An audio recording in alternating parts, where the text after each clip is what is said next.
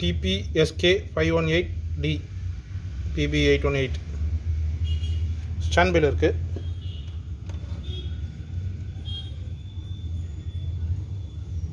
Twelve volt input ஆகுது. Output volt வரல இந்த ரெகுலேட்டரில்.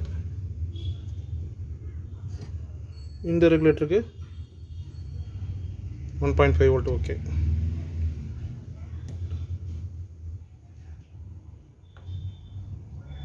இதுவும் வரல.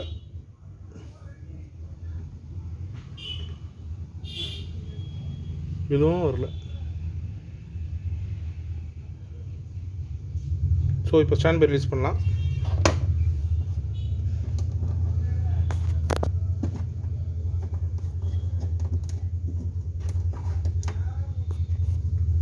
ஸ்டாண்ட் பை ரிலீஸ் ஆகல. பட் இதுக்கான வோல்ட்டு 0.34 வோல்ட் வருது. இந்த ரெகுலேட்டர் 1.7 1.8. இது 1 வோல்ட்.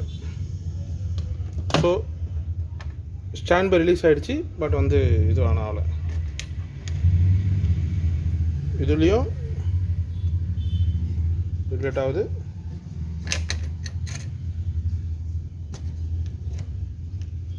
இதுவும் ஸ்டாண்ட் பை ரிலீஸ் ஆனு வந்துடுச்சு.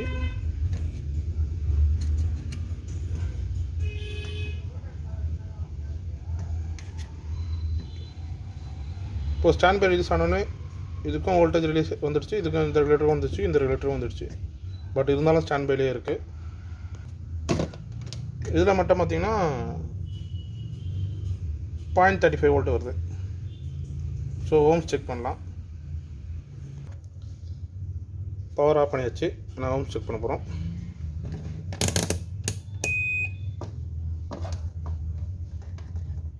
எவ்வளோ ஓம்ஸ் இருக்குது பார்க்கலாம்.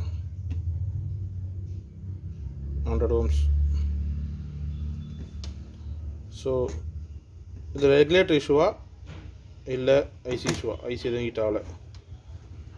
இப்போ நம்மளுக்கு இது தனியாக ஒரு வோல்ட் கொடுத்து பார்க்கலாம். இப்போ ஸ்டாண்ட் பையில் தான் இருக்குது. இப்போ ஆன் பண்ணலாம். ஆன் ஆயிடுச்சு. ஸோ இந்த ரெகுலேட்டர்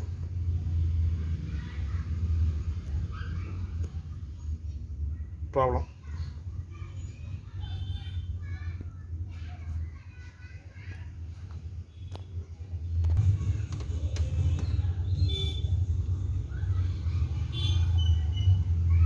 $1.2 கொடுத்த உடனே ஹிட் ஆன் ஆயிடுச்சு.